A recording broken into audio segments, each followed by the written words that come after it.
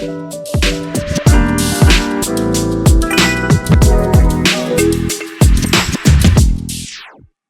am the founder and principal analyst at Futurum, and we are experts in cloud and communications infrastructure, including networking and specifically networking for AI. So we've been studying this topic for a number of years. So Thomas, tell us about your role. Great to be with you, Scott. It sounds like, again, Thomas has bad memory. I'm Chief Product Officer for Aviz. We're a network software company tailoring a whole networking stuff around what's needed in the AI era of networking. So that's probably the easiest way to kind of describe what we do. Excellent. And our topic today is networking in the AI era.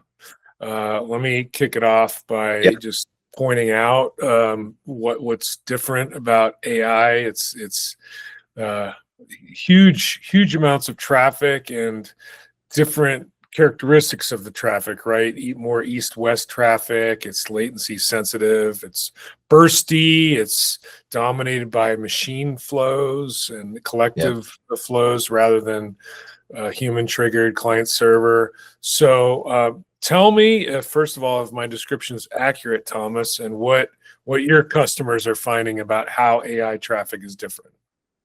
Yeah, no, I think your description is spot on. And I think there's one more nuance is what we see, at least, and I'm pretty sure you too, is there are multiple networks, right? And so some customer implement is differently depending on whether it's larger clusters or smaller clusters. But you basically from the easy one, it was a server and has one or multiple NICs, and that's it. In the AI world, we're talking about we have front end NICs and back end NICs, or I think terminology sometimes back end is the GPU NICs or east west, right, to your point. And then even there you have, depending on design, you have within the host you have like the scale up traffic flowing between GPUs, and then you have external. So we see that, and that's, I think your description was spot on.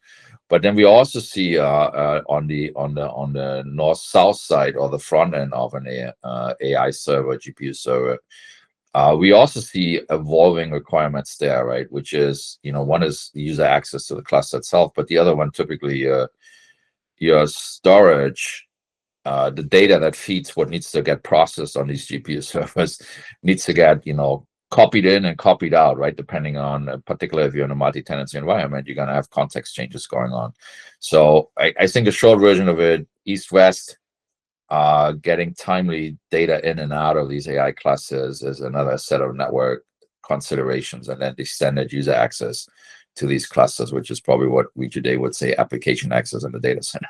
So yes, it gets fun. I think that's the way I probably look at it from a networking perspective. And so that's really what the discussions are that we're having with customers when they're looking at deploying AI fabrics. Excellent. And one of the things we've been talking about and writing about is that cost is a big deal here, right? Yeah. You, in many senses, you guys are specialists in open networking and SONiC. Particular, and that's being used to drive down the cost for the customers. So tell us a little bit about that. Why can you reduce the cost? Right. No, that's a good point. And so cost is one of the things. I think the other, there are two aspects I really see happening. One is obviously is cost. The other one is around standardization and reduction of operational complexity. And I think they one enables the other. They go hand in hand. So one is around the open networking really is with SONiC was the idea, hey, if I can run the same OS across different hardware instances or vendor instances, it gives me more choice as a customer. So that's one, and I think this is where typically the cost discussion comes in, because if you have the flexibility with the same OS, in particular in SONiC and open source OS, that gives you flexibility of choice. But the other one is really the way what I see a lot with our customers is what they truly appreciate as well is the standardization, right? Because if I only have one OS, in this case SONiC, or in an NVIDIA world it might be Cumulus, you basically don't have to adjust your operations tool, right? If you have a mix of hardware in your environment, right? Because you're standardizing around the API, whatever the OS has, right? How do you configure? How do you monitor? And so if you need to upgrade because let's say your GPU goes from Gen 1 to Gen 2, the operational interface, the environment looks the same, right? So that's the other huge benefit, right? One is flexibility in terms of where you buy, what you buy. The other one is operational standardization, which reduces dramatically complexity. So these are the two main reasons why we see SONiC being picked in this environment. Excellent. And who is using SONiC? Is it widespread now? I know it started in the Microsoft environment, but who's using it? Yes, I would argue if you look back from where it was 5-6 years ago, when it honestly started in production environment, it is very widespread at this point, right? Is it in every enterprise deployment? Absolutely not. I'm the first one to will say yes, it's not. But it's clear the trend is very clear. If you look at some of the analyst reports, you guys are in the space, you see it. It started, to your point, in the data center on the compute side. It's an ideal operating system for AI fabrics, AI factories, and we also have deployments in more standard enterprise data centers where customers picking SONiC for the two reasons I mentioned earlier. Mm-hmm. Do you think open systems are more popular in AI environments? I think we see both, right? Because in the end, customers will look at this and saying, how long does it take me to deploy something, right? And they want to have blueprints, they want to have validation, they want to know the components work together. I think this is one, and then the other one is you do want to have the two aspects I have. You do want to have a cost consideration when you buy the system, as well as you want to have flexibility when you need to expand and upgrade over time, that you don't have to redo your whole operational stack. So in the AI environments, you're really seeing, in addition to flexibility that open system gives you, is how long does it take to deploy, right? Which is also coming in. We see a lot of work going on in this space around blueprints, pre-validation, automation, right? And which, quite frankly, works actually really well in the environment, because if you look at these AI factories, they're very well-defined topologies when it comes to what you're deploying, right? It's literally coming down how many nodes, GPU nodes, servers, or racks do you have, and then based on that, you can automate a lot in terms of east, west, and north south networking. Excellent. Yeah, so you've talked a little bit about operations, but tell Yeah. me how Aviz can speed up deployments and improve operations with, so-called AI ops, or what are you doing on the operations side? Yeah, so we look at this like very traditional. I mean, as most people, when they think about what are you going to do in operations, right? There is your day zero designing and planning. There is your day one. I push down my configuration, my infrastructure is up, but I might have to do adjustments, right? Particularly if you're in an as a service environment, like you have to have tenancy awareness. You need to configure segmentation isolation depending on what user is using infrastructure. You want to automate that piece, and then you have what most people call day two, which is monitoring your NetOps functionality, right? Is I need to be able to see the device is up. Do I have any flaps? Do I have any congestions? Do I see trends creeping up where I need to start worrying about performance? And so we support all of these three things. And so I think the other comment you made is the AI impact. So this is the AI for networking, right? We use that term with something like there's networks for AI, which is how do you build these fabrics, but then there's how do I apply AI capabilities to operations. And so what we have is a set of tools that helps you with what people typically look at as network operations, like monitoring day one, day two, day zero, day one, day two. But then we also have a product called Network Copilot that basically breaks the AI to operations, that allows you to leverage AI capabilities to interface with a different set of tools, right? Whether it's a controller, monitoring, whether ticketing system, and just basically saying, hey, how can I use that to operate much more efficiently my infrastructure? And tell me how observability plays into this. What's happening with network observability? I think it's the people have different, quite frankly, different definition when they talk observability, right? So when I think where you're coming from, I'm guessing, but please correct me, Scott. It's really, if you're in an operations environment, you need to monitor what's going on. You want to have an ability to tie back your infrastructure state to KPIs in terms of what the service needs to be, what the user, the tenant, the paying customer, so to speak, that uses the GPUs, what they want to see. So that's one. And I think then the other one, really where AI kicks in is leveraging this to predict where you may have issues going forward, as well as suggest, if you do run an issue, how to solve it and what other things you need to do. Mhm. And that's not just prediction in terms of, oh, I see as my bandwidth utilization going up, I probably will have a problem.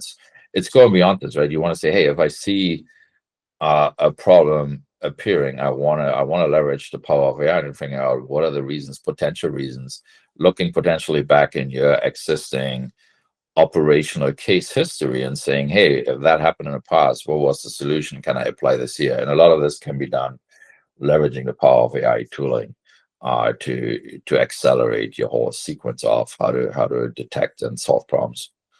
Excellent. So tell me a little bit about what's going on at Aviz for those who aren't familiar with it. What's new? Do you have any new deployments going on?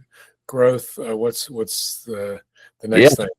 no, thanks. So if you look what we do, as I said in the opening, we're an open networking software company, and we're very, very careful to make sure people understand we're a software company. We're not selling the hardware. We have great partners that sell switches, and we're basically supporting those environments, both with SONiC as an operating system, where an end user buys the hardware from a partner, gets a SONiC image for that hardware from us, and then gets the OS support from us. So a couple of things in this space that I do want to call out what we learn and what we're bringing in this AI era to the table. One is we introduced, based on past deployment experience, something called Aviz Certified Community SONiC. And the idea behind this really is take open source community SONiC, create a hardened image out of it, and then make that available. And basically very clear, these are the features supported for these set of hardware platforms / ASICs across the ecosystem. And say, if you want to deploy, you need to figure this out on your own. Just download the image from this hardware you have and deploy, and you will be able to get support from us. And the very important differentiator, because you say, hey, this sounds like a standard OS company that exists. The main difference really is the OS is based on open source and community, and it will stay that way. So we're not creating an Aviz specific distribution. Whatever we build and hardened is available as open source code to customers. So that's one important thing that we introduced, because we heard it from a lot of customers, the ones that we support, as well as they're looking at our support options, saying, hey, can you give us a validated certified community SONiC image for the hardware that we have? And so we introduced that in December. A lot of people for the feedback in the space. So that's one. And then the other piece is coming back to what I said earlier. What we know from customers is time to deploy is crucial. Once you get your GPUs, you want to turn the servers on and monetize as quick as you can. So helping with automation of day zero, bringing a fabric up, blueprints, validate this very quick in simulation environments, and then being able to push this on your infrastructure, expand the infrastructure, turning on and off tenants as needed. That is very, very important, particularly for these AI fabric factory deployments. Time is money, literally, because you have millions of infrastructure sitting there, and you want to use it. And so that's where we add a lot of capability in our once product, to be able to do validated blueprints, particularly for AI fabrics, right? Whether this is NVIDIA environments with Spectrum X compliant arrays, or whether this is more flexible environments as well. So that's another piece that we added in, again, to help customers to go much, much faster from racking and stacking to actually generating revenue. Excellent. So if I were to summarize, what you're doing is you're taking this this open OS SONiC, Yeah. and you're kind of providing a standardized format to adopt and deploy that very fast, as well as a Yeah. operational system. And it's about what? It's about speed of deployment, correct? That's absolutely right. You gotta that I like the summarization a lot. Thanks. Okay, thank you. And you mentioned NVIDIA, so why don't you tell us? There's a lot of a few mentions about NVIDIA in the AI world. You see a little bit about it. So tell me how you partner with NVIDIA in SpectrumX. Yeah. So no, good call out. And so yeah, listen. I mean, as I said, if you look what NVIDIA is doing in this space, right? There's SpectrumX as a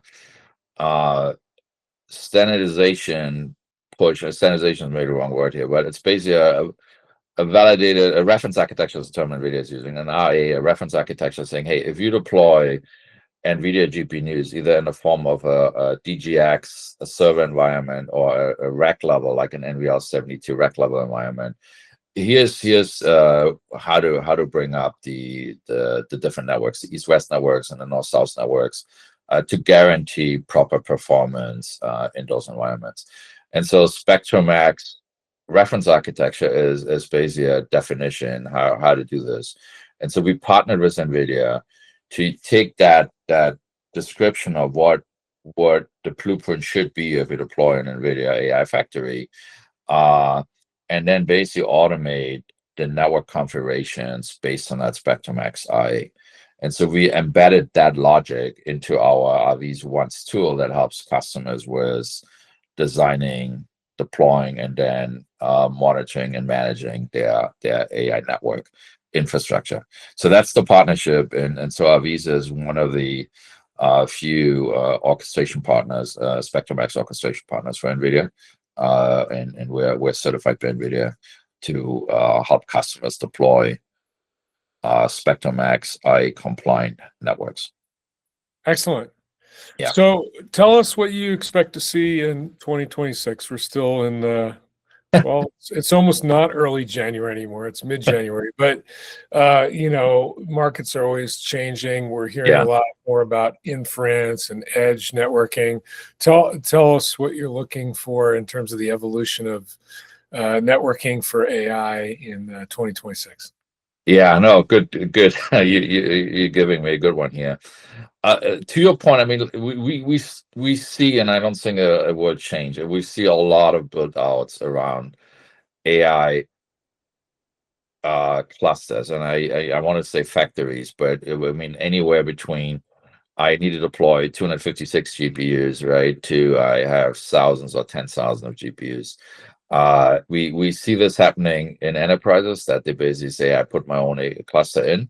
But we see also a lot of it, I think, of what people call the GPU as a service or neo clouds. But basically, like a service provider saying, hey, I'm gonna put an AI factory in, right? In that case, you're probably talking more about like thousands to 10,000 of GPUs, and I offer this slices of this as a service to enterprise customers, right? And in that case, it's typically an inference use case, right? We're saying, hey, as an enterprise, I have an application I need to get for a month's access to, let's say, 256 GPUs, and I want to run it, right? So that we see that, and then the other driver is still even with these build outs, because there's clearly a power shortage. So people build just AI factories also for training, right? Both for training and for inference. It's just build out activities happening. And so for us, that really, as I said, in either case, what customers do care about, how fast can I bring it up, make money off those things, whether it's inference or training, it's the same scenario. So we do see that going on. We do see this going on, driven primarily by what enterprises want to do with AI, how to apply to the existing application landscape. We do also see an angle is built out around sovereign clouds, depending on what geo you're in, what country you're in, to build specific footprints for certain regions. So that, I think, is happening in 2026. The only other comment, I made it earlier, right, when you started with the east-west network, we see a lot of focus going forward on coming from the inference side, is how do you effectively get use that data in and out, which is sort of like storage automation, do snapshots, and basically context switching in terms of what you're running. And so we do see that taking more discussions and cycles in 2026 with customers, and quite frankly driving more considerations around what you need for also an AI cluster. But yeah, very exciting, one way or the other, very exciting, and a lot of good discussion both with enterprises as well as what we call neo cloud customers that are building out these factories. Yes. Excellent. Well, I mean, that's a great summary, Thomas. Not sure I have much more to add. You really kind of covered all the spots. Thanks. So no, yeah, thanks. Great having the dialogue, Scott, and looking forward to touch with more often. Great. Thanks so much. Yeah.